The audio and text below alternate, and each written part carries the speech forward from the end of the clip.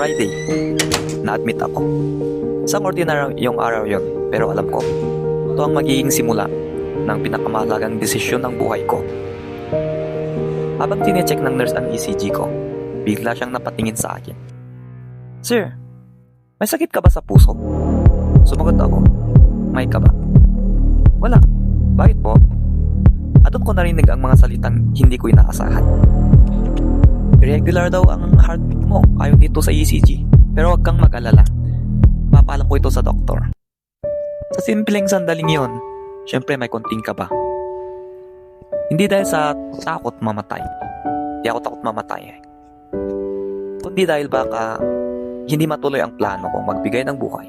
Kinagabihan, sinabi sa akin na na-move ang operation ko.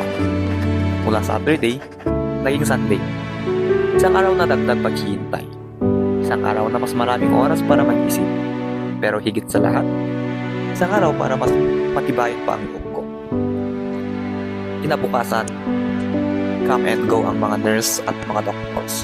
Check ng vitals, tanong dito, tanong doon, at sa bawat resulta na maayos, unti-unti akong napapangiti.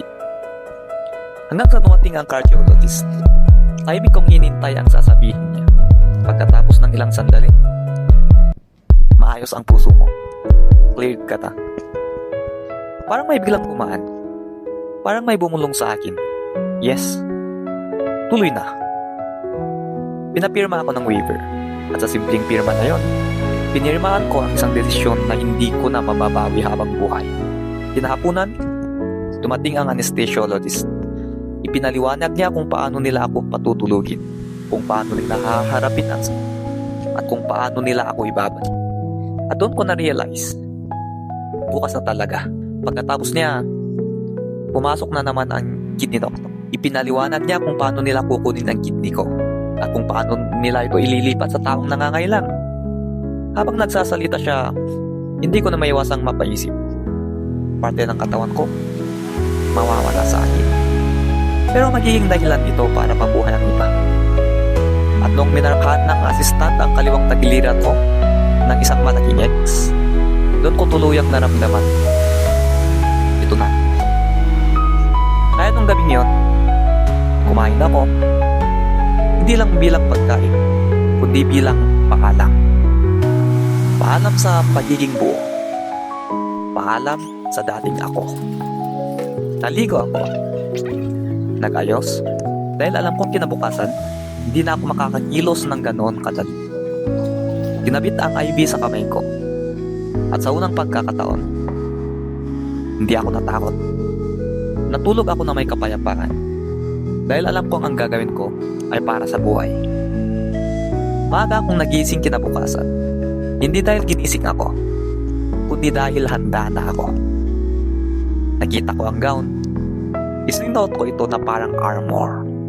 Hindi laban sa sakit, kundi para sa layunin.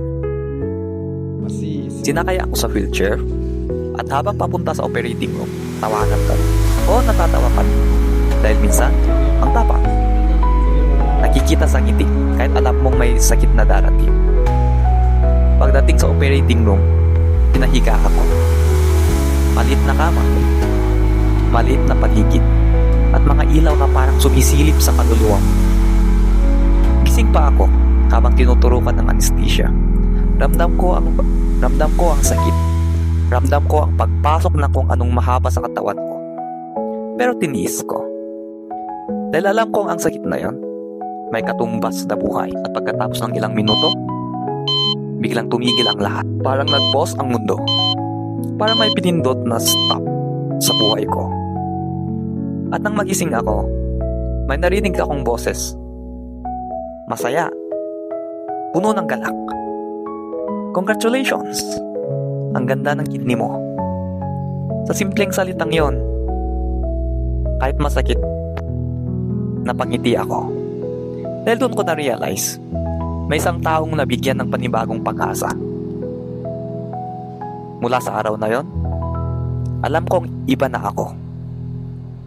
Mas kumpleto ang puso.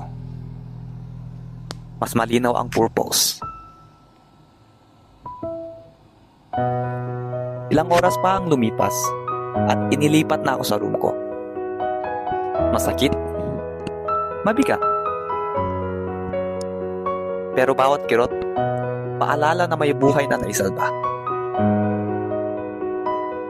Ngayon, isang linggo nang nakakalipas. At alam mo kung anong pinakamaganda? Malakas pa rin ako.